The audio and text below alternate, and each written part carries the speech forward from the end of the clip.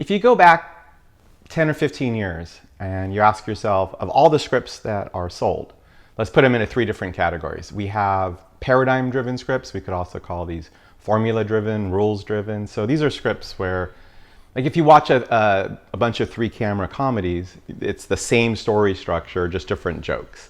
Or you watch a bunch of superhero movies over the summer, it's kind of the same story beats are happening at the same time. So these are formula or paradigm-driven scripts. So that's one category of scripts that people can write and try to sell. Then there's imitative scripts. So when Breaking Bad was a phenomenal hit, everyone was writing their version of Breaking Bad. Or people would write their version of Arrested Development. So you'd read someone's script and you'd be like, oh, this is like Mad Men, but kind of different. And then the third kind of script is pitch perfect authentic.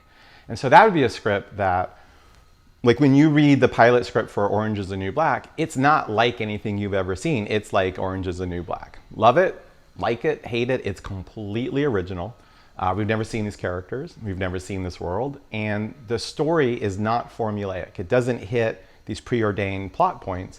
It unfolds in the way that's most compelling for what Jenji Kohan, the writer, is trying to communicate. Mad Men's another example. Community, Sopranos, we could just go on and on, Moonlight. So these are scripts that don't follow a paradigm. They don't imitate what somebody else did. They're a wholly original piece of work. Original characters, story, and way of telling that story. So if we go back 12 or 15 years, on the TV market, who's buying pitch perfect authentic scripts? HBO, Showtime, that's it. Everyone else is basically buying paradigm-driven shows, genre-driven shows, or a show that imitates a successful show. So if you wanted to break into the business 10 years ago, even 7 years ago, you might follow a formula, you might follow a paradigm. Also, you're looking to get staffed on a TV show. So TV shows hire lots of writers. So if you want to be a comedy writer, you might write an episode of Jane the Virgin or an episode of Silicon Valley. If you're a drama writer, you'd write a version of a drama to prove that you could imitate a show. Everything's completely different now. So now when you ask yourself, who's buying pitch perfect authentic scripts? HBO, Showtime, Netflix, Amazon, AMC, FX, and the networks. Basically everybody. And the reason is they're all chasing the key demographic, which is 18 to 49. And our generation, we've grown up on on-demand, video demand platforms. So we've seen so many movies, we've seen so many TV shows. We know what's original and we know what is imitative. And by and large, our generation doesn't watch formula. And so basically the key demographic wants something that's original, wants something that's new and different. And there's so much you can watch on TV. It really needs to be special to grab your attention and so you to be loyal. So people are loyal to Transparent. They're loyal to Game of Thrones. They're loyal to Jane the Virgin. And these are pitch perfect authentic shows. So I've read every script that is sold in the last 3 years, and the vast majority are pitch perfect authentic scripts. Now, there are paradigm-driven scripts that sell. There are imitative scripts that sell. But the people who sell those are people who have a real serious track record in that genre. And what agents will always tell my classes is, if you have a standard follow the dots comedy or drama or procedural, unless you've been an executive producer or above, on a hit show in that space in the last 3 years, your script's dead on arrival. No one will even read the script. Further, showrunners now, when they staff shows, they won't look at imitation scripts. They don't want to look at your version of a show. They want to read a pitch perfect original script. And what they always tell my classes is, if you can write to a show, if you can imitate my voice, if you can follow a paradigm or a formula, that doesn't mean you're a great writer. If you're an amazingly great writer, you can ape my voice. You can follow how I tell my stories. So it's really heartbreaking because there's so many books and classes and seminars that probably made a lot of sense 5 years ago that are teaching people these paradigms or teaching people how to imitate and a set of rules that no longer applies. So it's like writers are being trained for a war that doesn't exist anymore. And just real quick in features, if you're going to work for the studios, you are going to be doing a Pixar film, a Star Wars film, or a Marvel action film. That's basically your three choices. And Pixar has a way they tell their stories. Marvel has a way they tell their stories. Star Wars has a way they tell their stories. But I just have a student who's got her first writing job at Pixar, but the script that she wrote was a pitch perfect, authentic script. So even though when they hire her, they're going to expect her to write a Pixar script, you don't break in with a Pixar script. You don't break in imitating or following a formula. You break in with a script that when everyone reads it, they go, holy moly, who wrote this? This is amazing. This writer, I have to meet this writer. I have to be in business with this writer. So when you look at the writers who are writing all the features for the studios, they either have amazing track record of credits like Lawrence Kasdan, or they wrote an amazing pitch perfect authentic script that no one had seen before, blew people away, and then Marvel's like, hey, would you be interested in doing our, whatever movie we're making? And yes, at that point when you got hired, you're certainly going to write it the way Marvel wants you to write it. But the mistake I see is so many writers write their superhero scripts or their paint by the number scripts, and they can't figure out why they can't get a career. They're just simply writing the wrong kinds of scripts. When I work with writers, I separate story design from story execution. So story design is this. So if you were going on a vacation and you wanted to have a romantic, relaxing vacation, and you ended up in a war zone where people are literally getting killed, there's no room service because everyone's dead bodies in the pool, can you have a relaxing, romantic vacation? And the answer is you could, but it's very unlikely. If you go to a very relaxing, romantic resort and everything's perfect, that doesn't guarantee that you'll have a relaxing, romantic vacation, because you still have to have the vacation and you might be stressed. You might be thinking about work. You might be having a fight with your partner. But if you go to a very relaxing, romantic spot, you get there you fly first class, or you take a night train through Europe, and the design of your vacation is just perfect, it makes it so much easier to have a relaxing, romantic vacation. The mistake that so many writers make is they have a problem with their story design, but they try to fix it through execution. So that's like, you're in a war zone, let's turn the volume up so we don't hear the dead people as much. Let's take the dead people out of the pool. Yes, that does make it better, but just leave and go to Hawaii and you'll be in much better shape. So I always start with story design to make sure people, I'm sorry if I could back up. So the key is when someone's having a problem with their script, is it a problem with design or is it a problem with execution?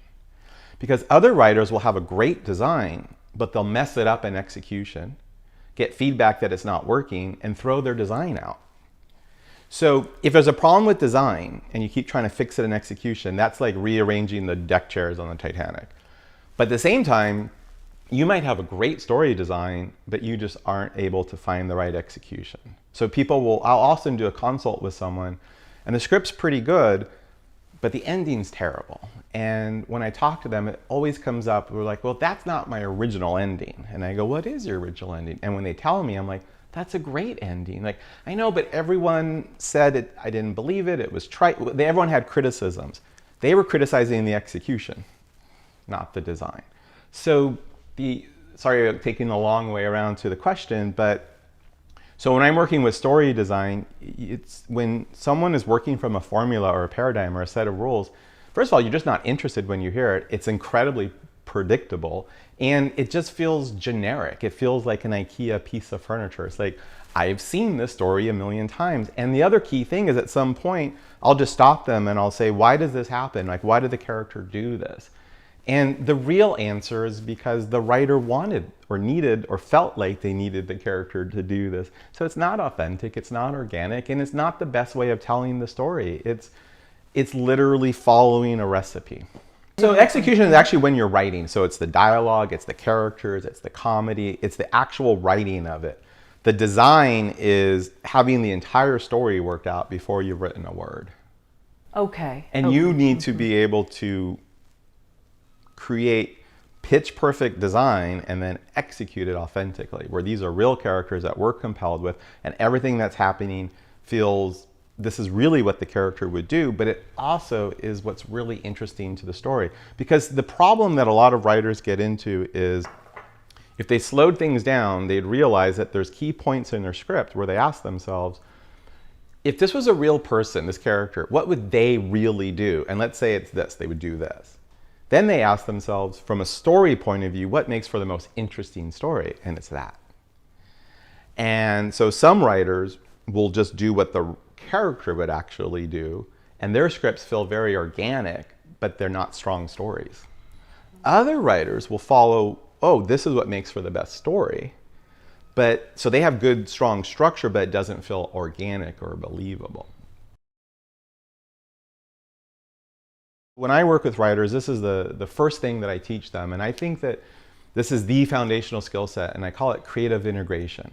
And so the way it works is writers tend to work from one of two places inside themselves, and it has to do with the brain, and there are a conceptual part of the brain and an intuitive part of the brain. And most writers tend to be more conceptual or more intuitive. So conceptual writers tend to work outside in. They tend to be very concerned about the story, that the story is logical, that the story makes sense, that the story is interesting to other people. Conceptual writers are very concerned about what other people are going to think about this writing, and will they think this is good? Will they think I'm a good writer? So they want really interesting things happening. And they want a lot of interesting things happening, and they want it to make sense, and they want it to have causality, and that's really, really important to them. Intuitive writers are completely different. The intuitive part of the brain doesn't care what other people think. It just cares about what is authentically true to you. So intuitive writers are navigating towards what they would do in that situation, or just what's interesting and compelling to them, or what the character would really do. And it's a very different way of writing. One, the conceptual is outside in, and the intuitive is inside out. So a conceptual writer would say, I have this great idea, and I've got to figure it out. I got to break the story before I could write it. If you don't know where you're going, how are you going to get there? It's a very systematic, logical approach to writing. The intuitive writer is going to be someone who says, I need to write this out to figure out what the story is. They find it through the journey. They find it through exploring. Intuitive writers explore. Conceptual writers decide. And they each have different inherent strengths and weaknesses. So let's start with conceptual writers. Conceptual writers, when you ask them, why did you write this? Why is this script important to you? It's almost always a big idea, a what if, something that could be commercial, a new way of doing a comedy. I thought this was a great idea for a horror film. Or it's a theme they want to explore, an intellectual theme. And so they're really good at big ideas, big concepts. And they're really good at making sure everything happens for a reason, and there's forward momentum, and there's causality. And they have lots of interesting things happening that we're just not that interested in. And one of the reasons we're not that interested in it is their characters are never compelling enough. Their characters feel kind of like they were invented to tell this story because they were. They're kind of like puppets who are there to tell the story. And we just don't get an emotional connection to the characters. The other reason that they hit a glass ceiling they can't get through is there's all these interesting things happening in the script, but we're not that interested in them because we don't feel anything. Because the writer didn't feel anything when they wrote it. And it's an energy transference business. So conceptual writers got great ideas, lots of big, great things happening, but the characters just aren't where they need to be, and it's just not emotionally engaging. And most of those writers know that, but they don't know what to do about it. Intuitive writers are the opposite. They bleed on the page, and these characters are like real people to them. They don't invent the characters, they don't design the characters, they discover them. And that's why a lot of intuitive writers don't often get lonely when they write, because they're spending time with their friends. They're spending time with people that they care about. And so if I'm working with a conceptual writer and the character's not engaging enough, they'll say, well, what can we do to change it? Should we make her older, younger? Let's make her bisexual. Let's change her ethnicities. Let's take her arm off. Let's make her a quadriplegic. What can we do to make her If I'm working with a deep intuitive writer and their characters aren't interesting enough, that would be like talking to a mom and saying, your daughter's not that popular at school, let's take her arms off, let's make her a quadriplegic, let's make her older. It'd be like, that's crazy, this is a real person, you can't change who they are. Intuitive writers, like, they're very connected to their characters. And then as a result, they tend to create really compelling characters, really compelling emotion, and these really compelling characters are forever searching for a compelling story they can't find. Because the intuitive writer is so inside out and so connected to emotion and character, that part of them cannot create strong story. It's the conceptual brain has a perpendicular processor and it has a certain way of thinking and strengths and weaknesses. The intuitive brain has a parallel processor. And anyone, if they're interested, you can email my assistant, which is lisa@corymandell.net, and we can get you a bunch of information on this if you're interested. To take this further, what happens is most writers, if not all writers, when they're writing, they're trying to write the best script they can write. And if you're smart, and writers are very smart, you play to your strengths and you hide your weaknesses. So if I was playing tennis against you for the championship and I'm really good at my forehand, but I'm weak at my backhand, I would try to play everything to my forehand and hide and you of course would try to make me play my backhand. So writers are always writing to their strengths and trying to hide their weaknesses. And maybe they know they're doing it, maybe they don't, but they're doing it. I see this all the time. And so what happens is over time is their strengths get stronger and their weaknesses get weaker. And that is why there's so many writers who pour heart and soul and all this time and energy to have a career, and they can't get there because their scripts aren't quite good enough. When I work with a writer, I will train them through creative integration. So what we will do is we will make them write to their weakness and hide their strength. So if I'm right-handed, I do everything with my right hand, and my left hand is really uncoordinated. If I literally tie my right hand behind my back for a month and I do everything with my left hand, it's going to get stronger and more coordinated. Now during that month I might spill a lot of things and be very inefficient, but over time I'll develop my left arm, my coordination, the strength.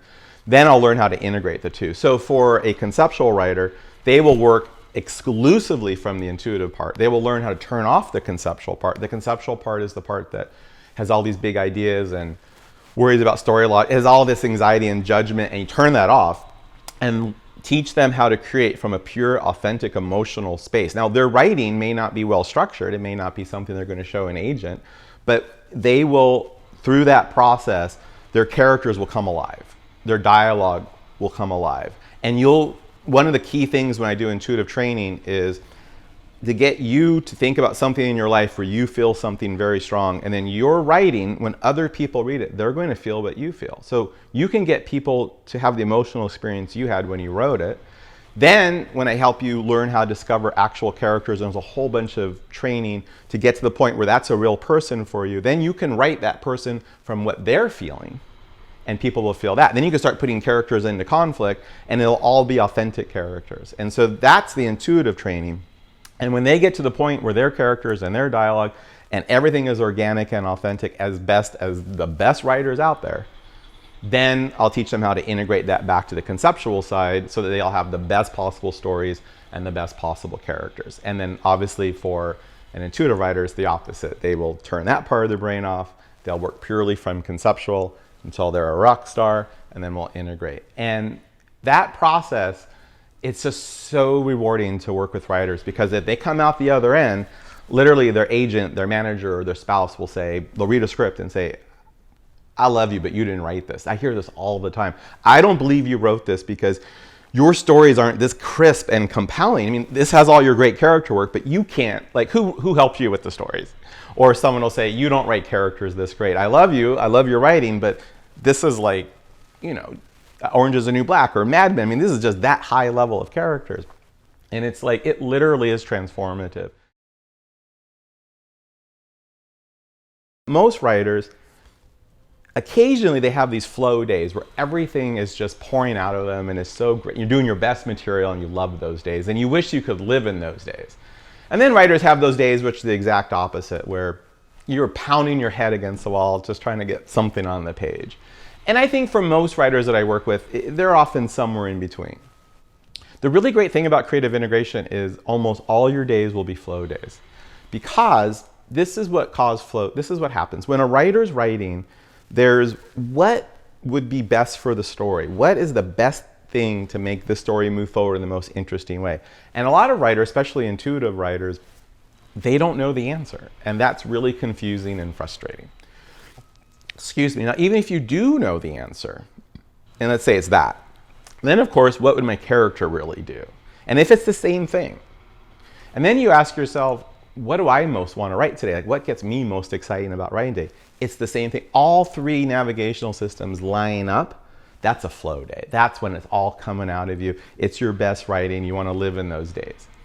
When you don't know what the character would do, or you don't know what's best for the story, or you know, but this is what's best for the story, this is what the character would do, this is what you most want to write, it's all, those are the worst days. So what creative integration does is it allows people to train and know with a suite of tools what would be best for my story. They'll be able to go to another part and know what would my character really do. They'll go to another part and know what they're most interested in writing. And then they'll have tools to integrate, which is to bring those three things into alignment. And so I can't say that every writing day will be a flow day, but most of the writers I've trained, they'll say, used to be 10 to 20% were flow days. Now it's like 80%. And so they, not only does the quality of the writing greatly improve, but so does the quantity. Generally speaking, what I would probably do if I was working with you is, the first thing I would say is, we're going to turn off your intuitive side and develop your conceptual side so that you're going to be able to naturally and easily be able to connect the dots, but not only connect the dots, but do it with real strong stakes and clarity and strong escalations. And you're going to be able to create as strong of a story as anyone in the industry. And that story, in a sense, is a glass. And then we're going to teach you how to pour your characters and your dialogue and your emotion and all of that intuitive stuff into that structure, so that now your characters and your dialogue will be in service of a super strong story. So, and then usually the writer's like, oh, that's exciting. I want to do that. How do I do that? Then I say, okay, well, here's step one. I want you to imagine that we're going to go behind the barn and take everything that you love about writing and we're just going to shoot it in the head.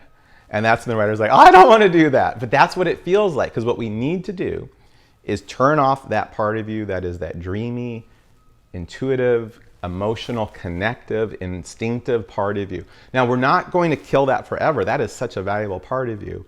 But we are literally going to turn it off. Because here's the thing. If it's on, your conceptual brain can't be on. They both can't be on at the same time. They're connected by a corpus callosum, and just physiologically speaking, they can't be on at the same time. It would short circuit the fight or flight mechanism. So we're going to turn this off. And so the training in the beginning is we're going to be creating simple stories and then more complex stories and eventually scripts, but there'll be no characters and there'll be no dialogue. And we're literally like going to be playing with just puppets. And we are going to be doing, I'm going to drill you day in and day out, week in and week out on exercises for story logic and for story continuity. But so if I may back up, there's a really cool class out there called Drawing from the Right Side of the Brain. I'm sorry, yeah, Drawing from the Right Side of the Brain. And they have the before and after pictures. They have these people who are terrible illustrators. And they do self-portraits. And you look at it and you're like, I wouldn't even call these stick figures because that'd be an insult to stick figures. These are terrible drawings. And then they have 3 days later, the same person does their same self-portrait and it's like, this is amazing. Like, how can someone in 3 days go from being such a terrible drawer to such an amazing drawer? And so the key is she has broken down the drawing into 5 specific skill sets. And one of them is contrast, one of them is shapes. And this is the key. She teaches you contrast, or she teaches you shapes completely separate from all the others. So you can't learn shaping if you're worried about what the picture looks like, if you're worried about it being a good picture. You just learn shaping. You just learn contrast. You just learn color. I actually don't know what the 5 things are by heart, but you learn all 5 things in isolation. And then at the end, she teaches you how to integrate it. So that's what we would do. So we would be drilling you on story logic. and you'd have a whole week of those exercises, but they're not real characters. It's not a script you're working on. These are just training exercises. Then we're going to drill you on 5 weeks of story causality. Then we're going to work on logic and clarity and perspective. And then we're going to be working on escalations. Then we're going to be creating conceptually strong characters and moving them. And you're going to ultimately create a story where we don't know anything about the characters, we have no emotional connection, but when you look down at that story, you're going to say that has a clear beginning, middle, and end. It has forward momentum and escalations. If that story was populated with super compelling characters and dialogue, it could be amazing. And you're just going to be able to do that over and over again. You probably won't enjoy this training. It probably won't be fun. In fact, writers usually complain because they're like, this feels like math. And this is, I want to be a writer because I hate math. Right. When can we do the fun stuff? And it's like, you cannot do the fun stuff until you are an expert at this. I'll give you a true story. I'm a mentor for Film Independent, and they have a lab. And they bring in these writers, and then you are mentored by writers and directors of some of the best independent films. And I came in at the end, sort of cleanup, where the writer had all these notes, and before they went to do the rewrite, I would work with them to sort of make sure their plan was in good shape. So I kind of came in at the end of the process. And I worked with this writer, this wonderful woman, and she had gone to one of the major film schools and had an MFA. And she, ever since she was a little girl, all she wanted to do was be a writer. And she was so excited to get in this program, and she had written the script, and some of the writers and directors of her favorite movies read her script and gave her feedback. And so my job is to see what her rewrite plan is and see if I can bring any value to it. So I go, hey, how's it going? She goes, it's going good, but she said it in a really like things are not going good way. And I go, so what's going on? She goes, I quit. And I'm like, well, you're not going to write this? She goes, no, I quit. And I'm like, what do you mean? She goes, I'm not going to write anymore. I'm done. And I couldn't be happier. This is a load off my shoulder. And like she starts crying. And it's so sad. And this is a very representative story. I see this all the time. So I get into this, why are you quitting, what happened? So what happened is she's this really intuitive writer. And so she's in this program, and she had a character that she loved more than anything, and she loved the story more than anything, and she wrote this script. And she said, everyone was giving me feedback. It was like the feedback was contradictory. It's like they all read a different script. That's what happens with intuitive writers because they have no story structure and they have no clarity, and literally everybody does read a different story. So all these really great writers and directors were giving her feedback on the stories that played in their head when they read the script. None of them were the story that played in the writer's head. But the real coup de grace was she knew she wasn't good at story structure, but she thought she was great at characters. And they all told her, your character is not that strong. You need to write stronger characters. So she said, if I can't do story structure and my character is not that good, and these are the best people in the industry telling me that, I've got nothing. So I have to quit. I got nothing to hang my hat on. So I said, well, do me a favor before you quit. Will you just answer some questions? And so she said, okay. So I asked her all these questions about her character and why do you love your character and what does your character do and tell me about the story and what happens here and why does this happen? And we after about an hour of questions, I could really experience and see what she was seeing and experiencing. And it was one of the most hauntingly beautiful characters. And it was such a great story. But I told her, I got almost none of that when I read your script. And the movie that plays in my head when I read your script, it was really boring. And I didn't understand or care about your character. But the character that you experience, the character that's inside of you, that is a really powerful character.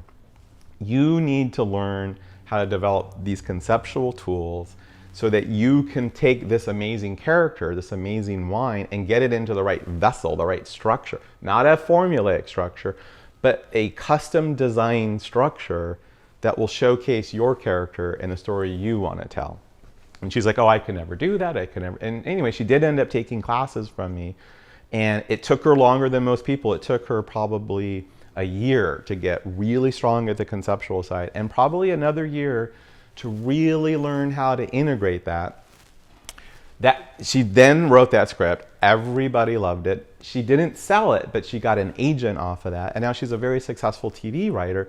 And the funny thing actually is the person who hired her at one point said, you're really great with characters, but I just hired you because I just needed someone who's so good with story. Huh. And she had to call me because she's like, I got hired because they think I'm really good at story. The thing is, she's really good at story. It's almost like someone who's been heavy their whole life and now they're thin, they still think they're heavy. Like it took a while for her confidence to catch up to her abilities. So what breaks my heart is that there's all these intuitive writers out there and people are reading their scripts and they're just not that interesting, they're not that good. But if you could know what was playing inside their heads and their hearts, you'd be like, now that's powerful. But they don't know that and they don't train themselves. So it's like, how many Transparents have the world not had, or how many Sopranos or Moonlight? How many of these projects never came to fruition because there's a writer out there who has something like that inside them, but they can't get it on the page where we can experience it. Neil Simon, the playwright, he has a book called Rewrites, which is his autobiography.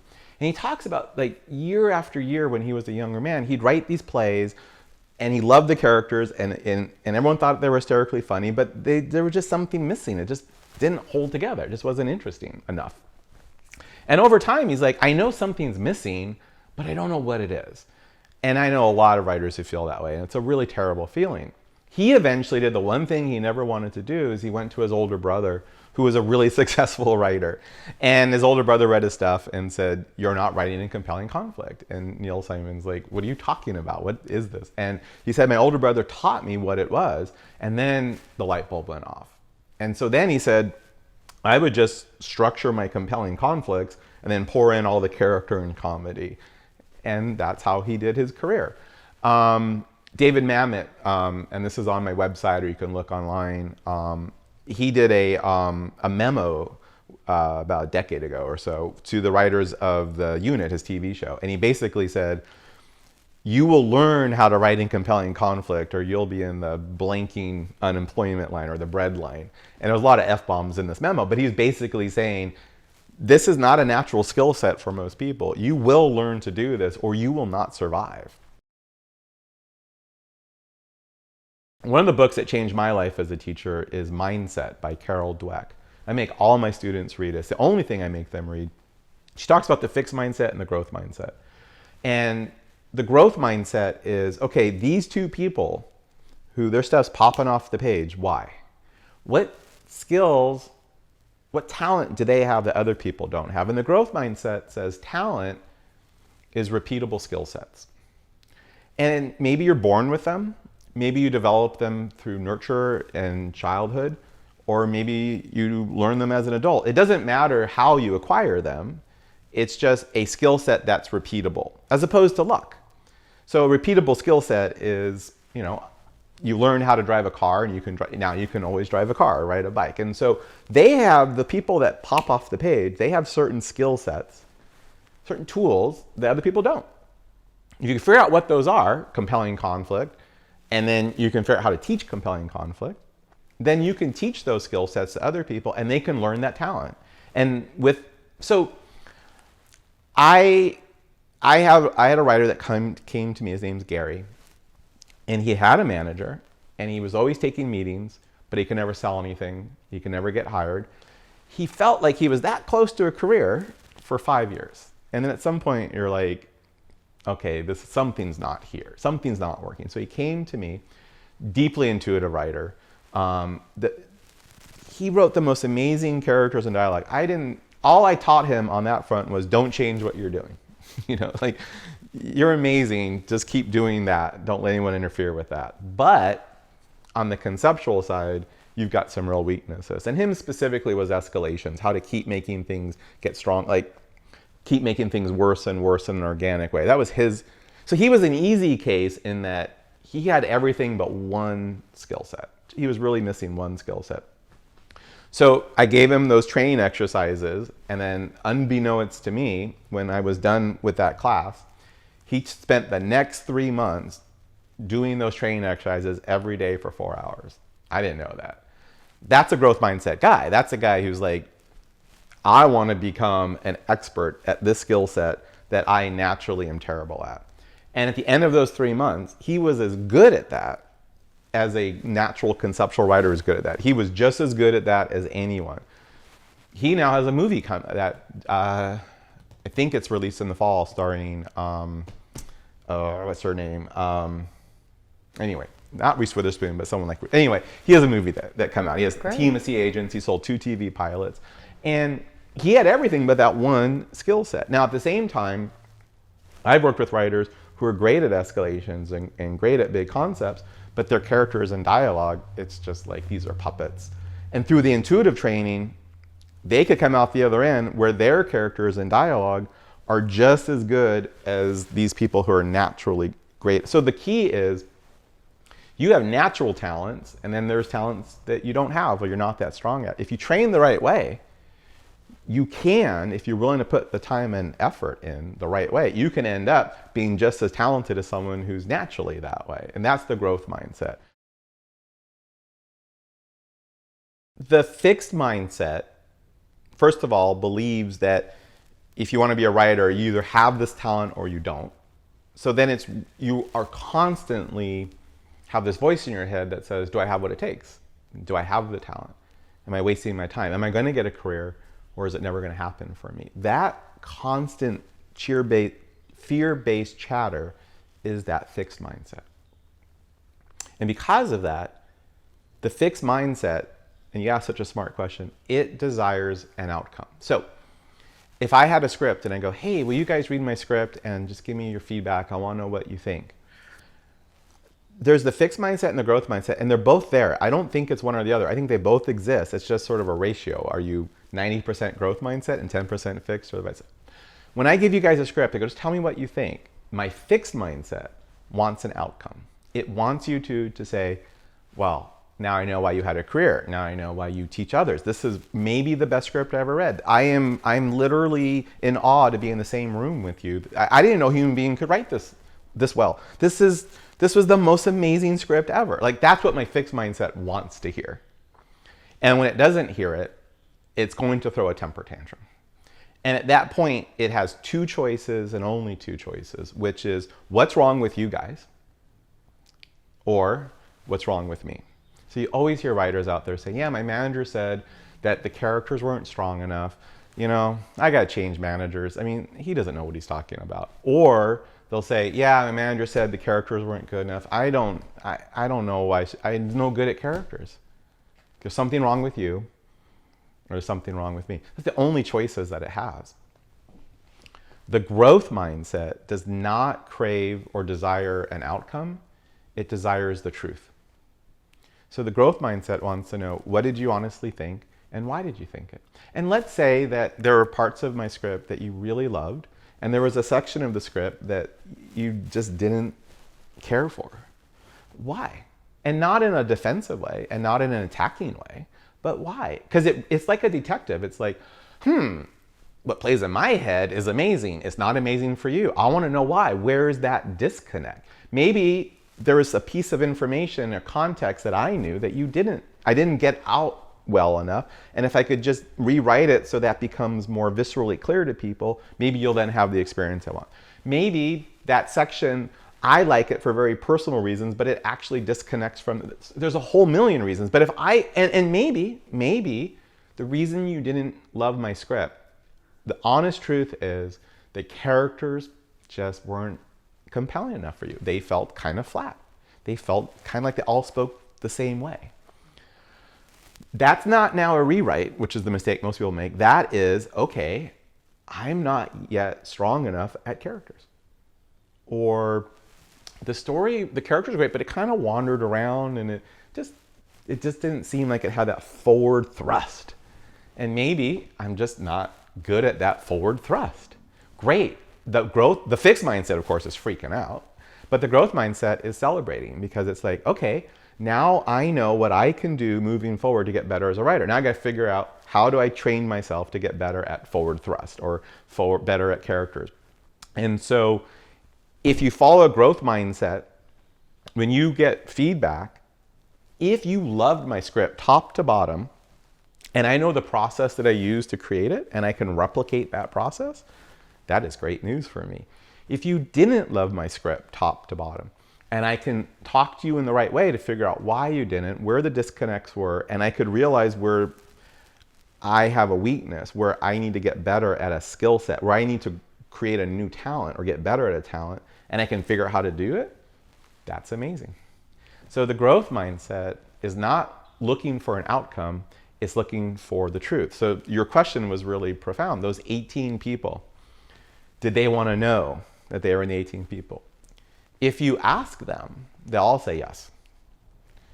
The reality is, if you were to tell them, and I never did, that was, for right or wrong reasons, that was a line I would never cross. I would never tell someone if I thought they had what it took or didn't. I just didn't want to, because I felt like that's just my opinion. What is my opinion worth at the end of the day? And I don't want to inflict that on someone, positively or negatively. So I don't know, I'm not saying this was the right decision, but as a teacher, to this day, if someone says, do you think I have what it takes or not? Well, first of all, I'll say, go read mindset, because that's a fixed mindset question. But even if I actually have an opinion, I'll never tell someone. Anyway, but if someone were to tell those people, they would say, I want to know the truth.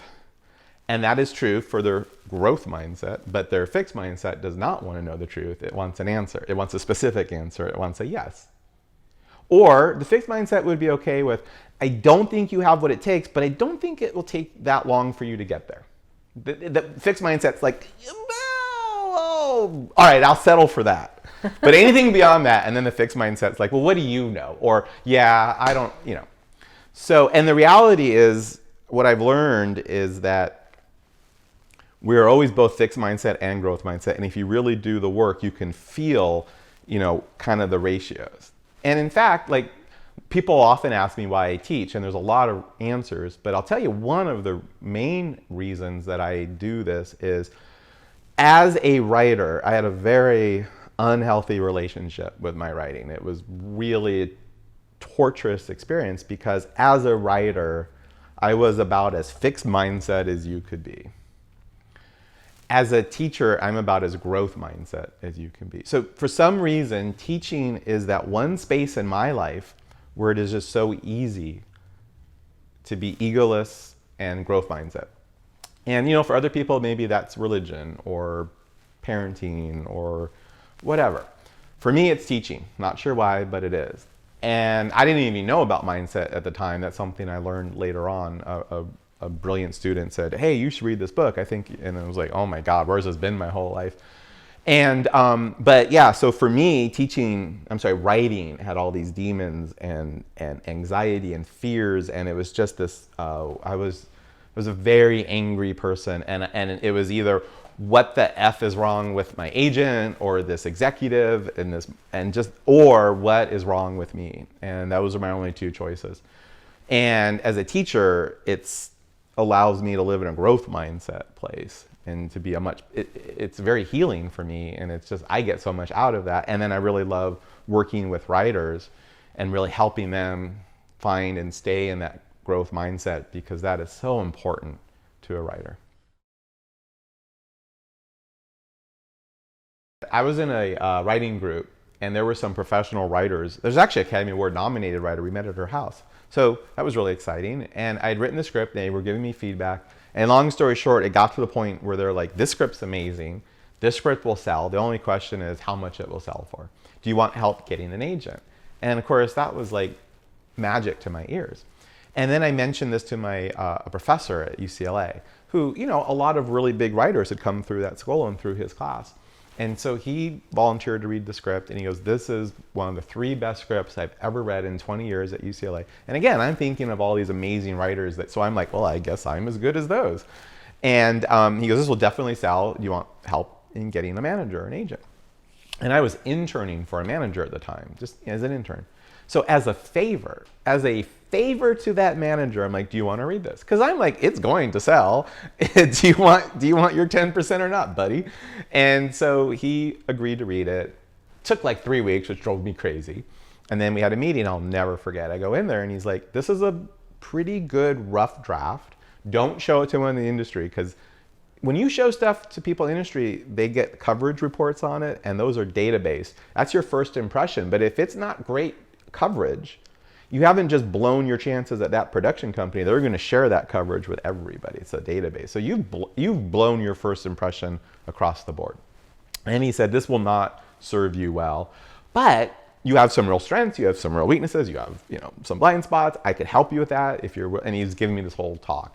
And the whole time I'm like, what is wrong with him? And I'm like, did I tell you what the Academy Award nominated person said? Did I say what my professor who represented Stevens or, taught Stevens, it wasn't, anyway, and he said, look, they were all telling you the truth. This is a better script than most scripts. It's an impressive script, but it's not nearly as good as what you need in the industry. He goes, look, the people in the writing group are working writers. Your professor at UCLA, all smart people, but they're not in the business of breaking writers into the business. I am. I know how good something has to be. This isn't close. Oh. And I'm like, didn't want to believe that. My fixed mindset's like, he's an idiot. And so what he said, and this was the best thing anybody could have said, is hire 3 studio readers, pay them under the table. If this script came through the tracking system, what coverage would you write? And then give me the coverage, the honest coverage. And if the coverage isn't good, it's not going to hurt you because it's just you only see it, nobody else sees it. And I didn't have a lot of money, but I did this. I paid him like $100, $150, 3 different people. Someone at Imagine, someone at Warner Brothers, and someone at Scott Rudin's company. And the coverage came back, and it wasn't terrible, and it wasn't bad. It was okay, which is terrible. It would have hurt me. It was clear that this coverage was like, this is okay. Nothing special, nothing great here. And then on the writer, it says, recommend, consider. I forget, it was low marks on the writing on 2 of the 3. And that, you can't hide from that. Yeah. And then the manager said, I'll work with you if you're willing to put your ego at the door and do this training. So I did, and it was like 14 months. Oh, wow. And it was grueling. He was not a good person, but his training was good. It was Marine. It was much rougher than it had to be, but okay. And at the end of that time, he said, I now think the script is where it needs to be. I'll pay for coverage reports. And he paid for 3 coverage reports with 3 different people, real actual readers. And it was all just exactly what you want, exceptional coverage. And literally 3 weeks later, Ridley Scott hires me to write Metropolis. I flies me to London. I mean, like, my whole world changed. My whole life changed. And it never would have happened if that manager hadn't sort of forced me to pay for coverage. And so, because at some point the fixed mindset can't hide. And that's what I always tell people. If you're thinking, like, the biggest mistake you can make is go out to the marketplace before you're ready.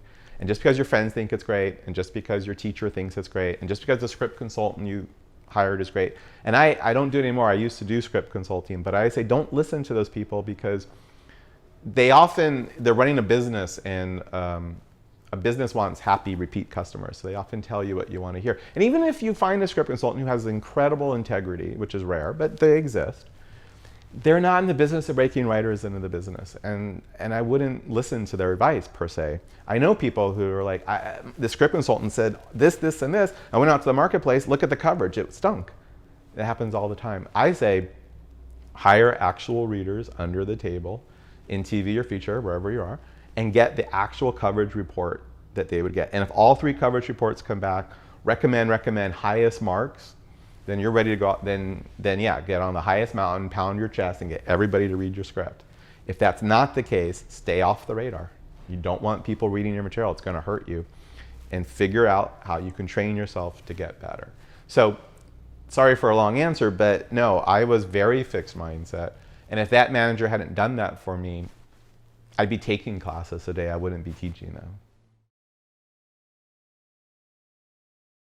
I love my agent. I think he's the best agent in the world. I'm a rep at WME. There's another agent at WME who I think is the second best agent in the world. Her name's Adriana Alberghetti. And she said something once that I think is so important for writers to hear. She said that some writers get it and some writers don't get it. And the writers who get it are all working. And the writers who don't get it, most of them aren't working. And so as an agent, she just wants to work with writers who get it. And this is what it is.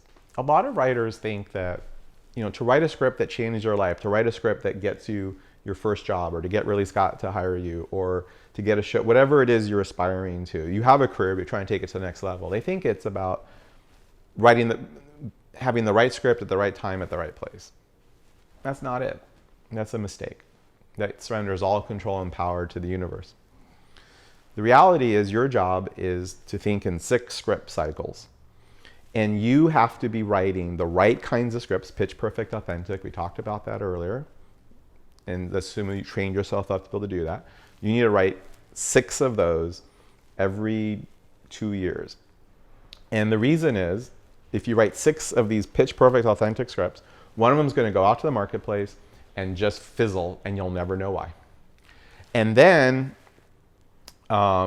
2 or 3 of them will go out and they'll start to get some traction, but then something will happen and derail it. And then there'll be 1 or 2 that's absolutely going to happen. You have the director attached, you have the stars, there's a bidding war, there's no way it's not going to happen, and something at the very last second is going to derail it. And one of the 6 will actually go the distance and sell, or it'll be that script that gets you the next 3 or 4 years of getting staffed on show. There'll be one of those 6 scripts that will just catch lightning in a bottle. One of those 6. You don't know which one it'll be. So if you're not working right now, you ought to be writing 3 or 4 of these scripts a year, because you're thinking in 6 script cycles. So any one script goes out and ultimately doesn't do what you need to do. You don't feel like a victim. That's 1 of 6. This is the key. If you are working, you have 2 jobs now. You have your day job and your weekend night job. So if your day job is a feature assignment for Ridley Scott, or your day job is you just got staffed on Jane the Virgin, one of my students, that's what I keep saying, just got staffed. She's very excited. You have to do everything. You have to excel at that job. But then at nights or weekends, you got to be writing pitch perfect, authentic scripts. And maybe you're not writing 3 or 4 a year. Maybe you're writing 2 a year but you don't stop writing these scripts and creating these scripts, because one of these scripts is going to be the thing that takes your career to the next level. And so the writers that don't get it is, I'm working, I'm making money, I've made it. Plus I'm busy. It's like, I have a family, I'm writing, there's no other time. And I get that. But the reality is, the writers that get it, even though they're working, they're still always creating these new material, and they think about it in 6 script cycles. And so a lot of times agents drop the writers who aren't doing that. And I get it, because like when I was a working studio writer, I wasn't continuing to write these scripts. I was just doing my studio assignment work, and I was making good money, and I was just too busy. I didn't want to do that. My agent kept telling me to do this. I didn't. And he said, at some point, your writing career is going to end badly. And I worked nonstop for 11 years, but I was a working writer, but I never became an A-list writer. And the only way I could have become an A-list writer is to keep writing these scripts. So there was another writer, Eric Singer, who wrote a script, and he started getting all these studio assignments, and he was making a lot of money, but he kept writing on his own time these pitch perfect, authentic scripts year after year after year. And eventually one of them hit, and it was American Hustle. And so he's now suddenly a huge writer. I know the guys that wrote The Knick, same thing. They're staff writers, and they were making really good money, but they were writing stuff that they really believed in, and The Knick was one of them, and that script just took them to a whole other level. Alan Ball with American Beauty. We can go on and on and on. So often agents drop writers who might be really great writers, but they don't get it. They don't keep creating this new absolute. So it's either they don't keep creating material, or they're not creating the right kind of material. It's not good enough. I have a lot of friends who are agents, and if you keep creating the right kind of content, even when you're working and the content's amazing, and you play well with others, it's very unlikely they're going to drop you, because that's exactly the kind of person they want to represent. And in that case, if they drop you, it could be a conflict with their client. It could be a lot of things that have nothing to do with you. But if you're not doing all of those things and an agent drops you, then you have to look in the mirror. I think that TV writing and feature film writing are different art forms. There's a lot of overlap, but they're very different. So I think that someone has to first of all say, do I want to be a feature film writer or do I want to be a TV writer? Now it's possible they want to do both, but generally writers have a preference to one or the other. Now that said, there's so much more opportunity and money in TV than there is in features. Features are getting better, but not as good. Although I know a lot of TV writers who are sneaking over to the feature neighborhood because there's a lot less competition. But that said, I do have clients and students who want to be feature film writers, but want to become TV writers as their day jobs while they keep writing their Moonlight or their Manchester by the Sea or whatever they're writing. But what I would say is, there's this training of all the creative integration and skill sets. And then when you really get to that, the last training of really designing and executing on your stories and your characters, there's different training for TV or feature. So I would say if someone is sort of new to this whole game, I'd pick one of those forms and really get strong at that before you try to learn the other. I wouldn't be bouncing back and forth because then you kind of become kind of good but not great at either. Now, if someone's really great at one form, yeah, focus on the other. So it is really hard to sell a feature film original script, but it's getting a little bit easier, which means it's gone from impossible to almost impossible. But I have, in the last 2 months, I've had four students sell feature scripts. And so it is certainly possible, but you see more action on the TV side. But I think the mistake that a lot of people make is they want to go write a TV script because they think there's more action and it's easier, but their heart's not really into it. They don't really want to be a TV writer, or they're not really trained to be a TV writer, and they're wasting their time. So maybe I'm a romantic, but I just think that there's going to be so much training and so much dedication and sacrifice to get into this business. And what people don't understand is that getting in the business, as hard as that is a lot easier than staying in the business. And if you're going to go through all of that, then do it for a career that you want. Do it for a life that you want. I mean, TV writing and feature film writing is very different. I was a feature film writer for 11 years. I had total control of my schedule. I would take meetings maybe one or two days a week, but only when I wanted to. Most of the time, I could be in Europe writing. I could be here writing. I could do whatever. I had so much control over my schedule. I would work really intently on something for 3 or 4 months, and I could take 2 months off. TV writing is very different. You're going to be working maybe 8-9 months intensely, and then you get time off. You're going to be working in a room a lot with other people. Some people love that. Some people hate that. There's a lot more politics that can go into TV writing. Some people can thrive in that. Some people hate that. Now, as a feature film writer, I would constantly be writing scripts, pouring heart and soul into something that never got made. I had a friend who was a writer on Mad Men, and she would write something, and then, a few months later, we could watch it. And I was so jealous of that. She was so jealous that I did my work literally in Paris for 2 months at one time. She was very jealous of that. So I would say, think about your life. What I always tell writers is, if I can guarantee you success writing for movies or TV, which would you pick? And whichever one you pick, if I could guarantee you success writing any kind of thing, any kind of TV show, comedy, drama, or a movie, what would you pick? And then work backwards from there to see what kind of spec scripts you should be writing. And so have a vision for what kind of career you want, what kind of life you want, work backwards and write those kinds of scripts. And that's plan A. And hopefully plan A will work. Now, over enough period of time, if plan A is not working, you can consider plan B. Plan B is, what would be the easier script to sell? Where is the marketplace? How do I game the marketplace?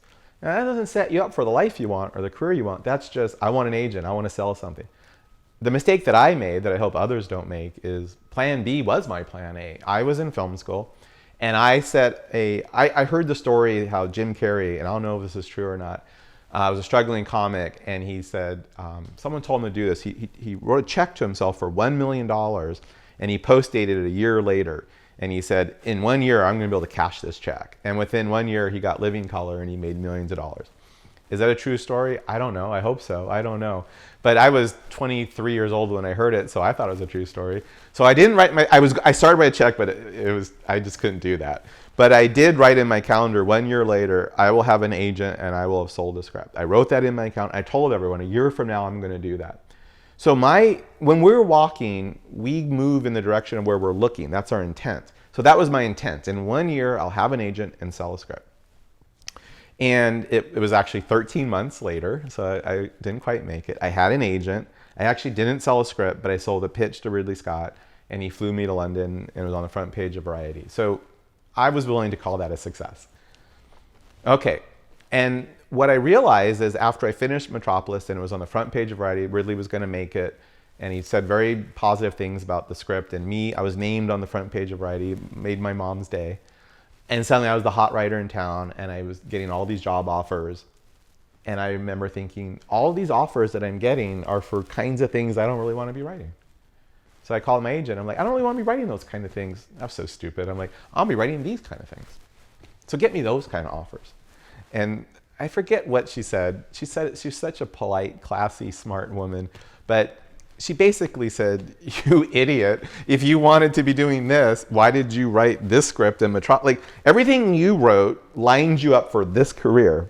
If you don't want this career and you want that career, why did you write those scripts? Why did you sell Metropolis? And the honest answer is because I was just trying to get an agent and sell something.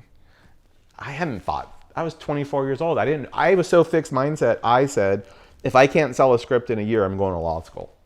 Because if I don't sell a script in a year, it means I don't have what it takes, which is very fixed mindset and very stupid. And so I tell people, don't make the mistake I made. Plan B is, okay, I just want to get an agent, I just want to sell something, I just want to validate I can do this. But plan A is, what career do I want? What life do I want? And reverse engineer what you should be writing to give yourself that. What I'd like to do is give the single best piece of advice that I ever got that I ignored. And so what happened is, when I was on the front page of Variety and all these offers were coming in, there was an agent at my agency, Barbara Dreyfus, who didn't represent me, but she took me out to lunch. And she gave me the following advice. She said, the next script you write is the most important script you'll ever write. It will determine the trajectory of your career. So right now, you were an unknown person. Now you're on everyone's radar. You worked with a high-profile director. He's planning on making it, the movie. He said how great your script was. Everybody in town wants to work with you. So everyone is like so hyped up on you. Now, there are writers who are commodity writers. They go in and they write these big summer movies and these big action movies. They make a lot of money, but there's nothing special about them. And then there's writers who are A-list writers, writers who have these amazing careers. The next script you write will put you on a trajectory. So her advice was this: don't take any job that you wouldn't have done for free, which is to say you love this project and you believe you could just knock it out of the park. You love this so much, you would do it without getting paid. Now we're going to get you paid, but don't take anything that falls short of that. And you'll have to say no to a lot of stuff because most of what they're going to offer you is crap or just not a good fit for you. And the offers will start to slow down and you're going to panic and think you have to grab the next best one. Don't. And the offers will keep slowing down. And I'm telling you this, that even, you'll think the offers will eventually go away and they won't. But even if they do, literally you've said no to everything, spec your next script and make it something that you love and knock it out of the park. Because she said if the next one's amazing, then that puts you on a trajectory. Then people see you a certain way. Later on is the time to do it for the money. Later on we'll grab a lot of money. But right now, this next script, you're on, now everyone knows who you are. This next script is going to tell them what kind of writer you are. And when she said that, like, I had that chill up my spine. Like, this is absolutely true. I need to hear this and do this. And I said no to something. I said no to something. The third time I said no was a Disney project, and they doubled my quote. And I said no, and they doubled my quote, and I said yes. And I'm embarrassed to say that that project, of all the projects, was not only a script I didn't want to write, it was a movie I wouldn't even want to see. but it was sudden. I don't come from money. I had student debt, and it was more money than I ever thought you could make in years, and I was going to get paid for 3 months. And so the precedent that I set, I think, with myself at that point is, I'm in this for the money. And that really locked me into a career path. And I wish I could go back in time. I feel like that was a really big test, and I failed it. If I hadn't taken that project, and that project never got made. And, as a writing sample, I think it was good, but it wasn't special. If I had waited and took something else, or even did something original, and if it was great, I would have made so much more money down the road. So, my agent, represents me, but he also represents Aaron Sorkin. I worked nonstop as a studio writer for 11 years. I made a lot more money than I ever thought I could make. Do you know the difference between how much money Aaron Sorkin is making? I don't know, but I'm sure that what Aaron Sorkin makes is not even in the same zip code as what I made. He also represents J.K. Rowling. Now, I'm not saying that I could have become Aaron Sorkin or that level, or I could have been J.K. Rowling. I don't know. But what I do know is that the choices I made prevented that from being a possibility. I was a studio writer. I just kept doing a bunch of action movies, and some were action comedy movies. Sometimes I thought they were fun, sometimes I didn't, but I loved the paycheck. And I loved just making the money and the deal. And I never stopped and wrote from my heart. I never wrote. And I'll tell you, one of the main reasons is I was so fixed mindset. I was so afraid of rejection. I was so afraid that every script I wrote, I was afraid that people would say, oh, you're not that good of a writer. You're a fraud. Now, if I wrote something from my heart, if I wrote something that was authentic, that exposed me into the material, now they could say, you're not a good writer and you're not even a good person. Like, they could reject me if they rejected my material and it was very personal, then that would feel like they were rejecting me as a person. And that was too painful. I was not going to allow that to happen. I mean, my agent was begging me to write something authentic and from my heart. My wife was begging me. My manager was begging me. My golden retriever was begging me. And I just wouldn't. And so it's just, it was short-sighted. First of all, money isn't everything, but even if money is everything, I potentially could have made so much more money. But more importantly, I could have written stuff that I was in love with. And I could have, maybe I could have tried for that career. I could have written authentic stuff. I could have swung for the fences. I could have tried for that A-list career and maybe come up short. And then backed into the career I had. Maybe. I don't know. But I know that the choices I made meant I was never going to have that career. I was never going to be creatively fulfilled. I was never going to be writing the stuff that I really want to be writing. I was never going to be writing from love. I was always going to be writing from fear.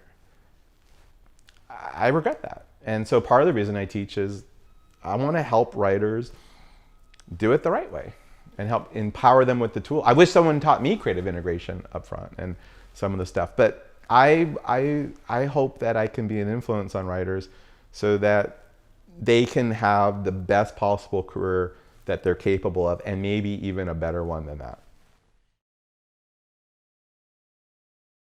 When I teach a class at UCLA or my private workshops, there's all these people that just want to be professional writers. They have no idea what it's like to be a professional writer. And I don't think you ever know until you do it.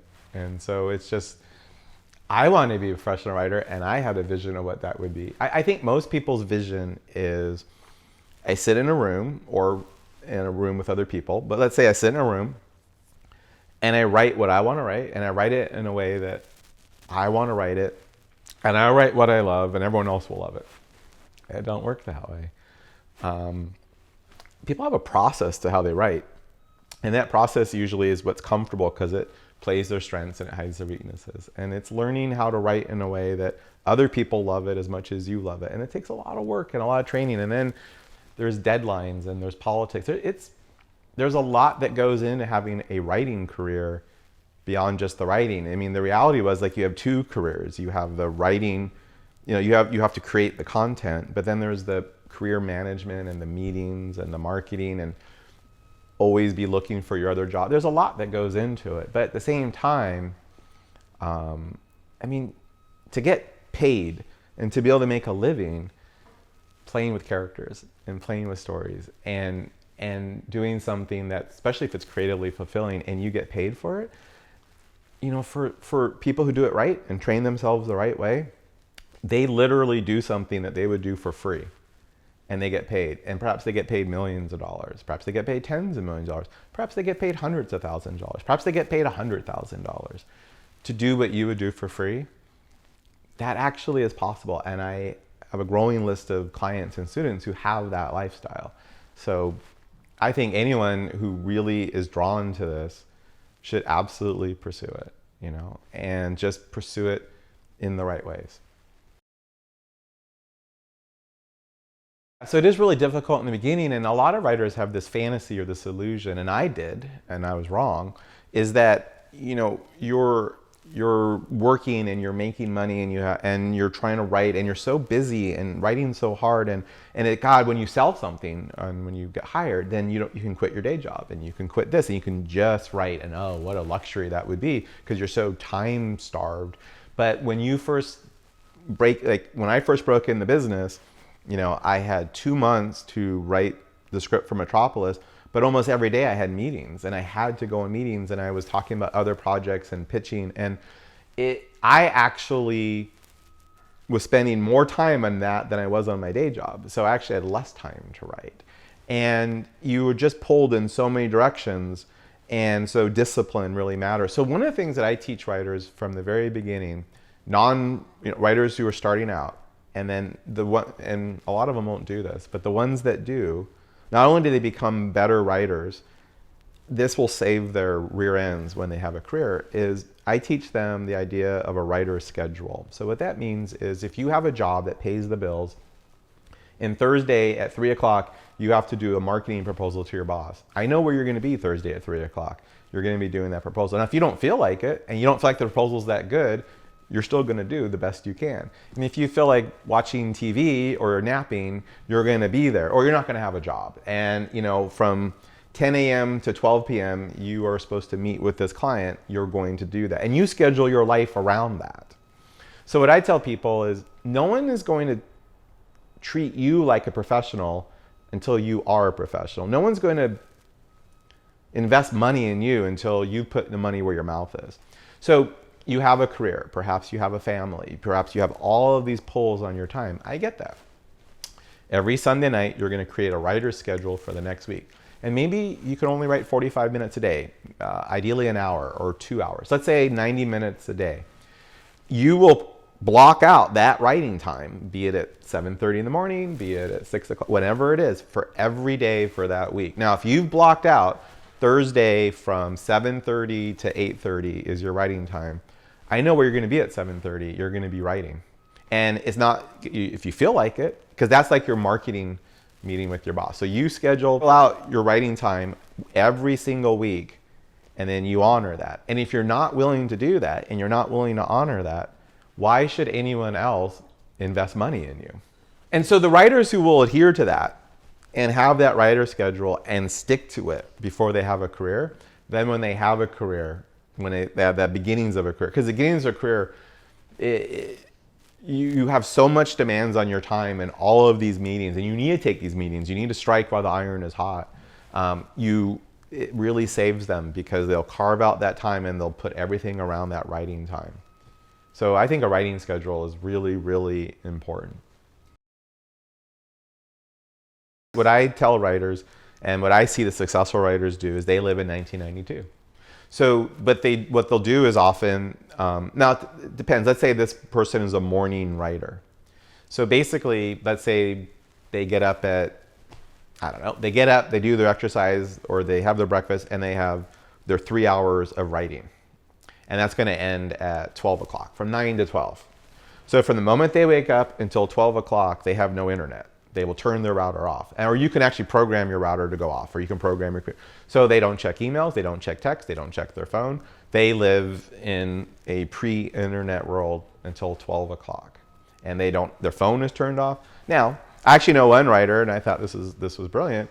They are like, just in case my wife needs to get a hold of me, they actually got a pager. It was really hard to find a pager, but You can actually go 1992 and you get a pager. He's got a pager, and the only person that has that number is his wife and his agent. But his agent knows you only page me if it's an emergency. And same thing with his wife.